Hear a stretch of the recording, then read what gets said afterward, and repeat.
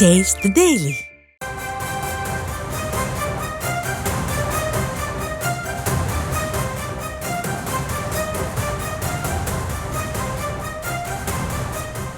அண்மைச் செய்தி.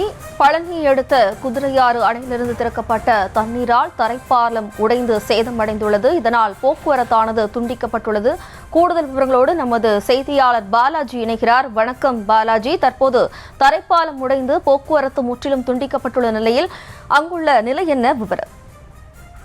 கண்டிப்பாக ஜெயஸ்ரீ, பழனி அடுத்துள்ள குதிரையாறு அணையிலிருந்து திறக்கப்பட்ட தண்ணீரால் தரைப்பாலம் உடைந்து சேதமடைந்ததால் பூஞ்சோலை செல்லும் கிராமத்திற்கு போக்குவரத்து துண்டிக்கப்பட்டுள்ளது.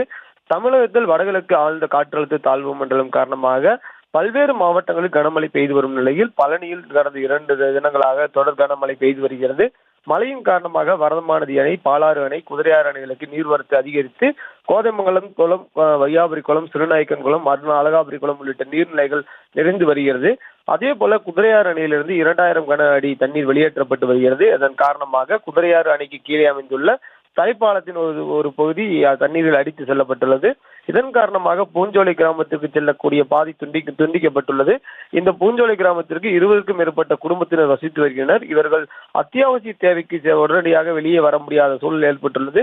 மேலும் குதிரையாறு அணையை ஒட்டியுள்ள விவசாய நிலங்களுக்கு விவசாயிகள் செல்ல முடியாத நிலையும் ஏற்பட்டுள்ளது. அதே போல குதிரையாறு அணையிலிருந்து அதிகப்படியான தண்ணீர் வெளியேற்றப்பட்டு வருவதால் தண்ணீர் வெளியேறும் இடங்களில் தரைப்பாலம் வழியாக பூஞ்சோலை கிராமத்துக்கு செல்லும் தரைப்பாலமும் வழிநீராக அடித்து செல்லப்பட்டுள்ளது. இதனால் தரைப்பாலத்தை கடந்து செல்லும் நபர்களுக்கு பாதுகாப்பற்ற சூழல் நிலவி வருகிறது. பொதுப்பணித்துறை அதிகாரிகள் உடனடியாக சேதமடைந்த தரைப்பாலத்தை சரி செய்து கொடுக்க வேண்டும் என கிராம மக்கள் கோரிக்கை விடுத்துள்ளனர். ஜெயஸ்ரீ, விவரங்களுக்கு நன்றி பாலாஜி.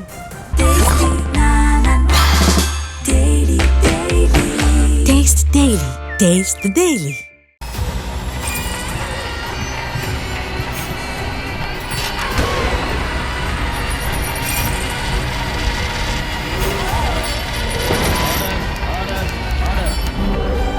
நிகழ்தகவு குற்றங்களின் மறுபரிமாணம்.